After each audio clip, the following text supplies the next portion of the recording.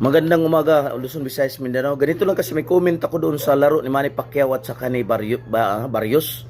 Ganito. Kayong mga promoter, ito na suggestion ko sa inyo, ha. Dapat gumawa tayo ng rules. Kasi alam nyo, yung mga boxers natin, nag-training yan ng 4 na buwan. Tapos sobra yung gastos, grabe.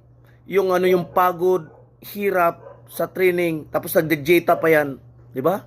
Tapos hindi lang nagdejeta, iba-ibang lugar yan, dumadayo pa yan eh. Di ba? Si Manny Pacquiao taga Jinsan yan. Tapos si Barrios, ewan ko taga saan yun. Di ba?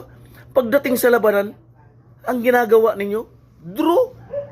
Pati kami yung pumupusta, ano nangyayari sa amin? Hindi kami nanalo. Di ba? Ang tagal kaya namin naghintay para lang sa laban na to. Dapat gumawa kayo ng bagong rules tulad ng basketball. Di ba? Ang basketball, pag halimbawa tabla, may extension. Dapat ganun yung gawin nyo. I-extend niyo yung laban ng isang round. Di ba? Or i-extend niyo ng 5 minutes. O halimbawa, i-extend niyo ng 1 minute para may manalo talaga sa araw na yun.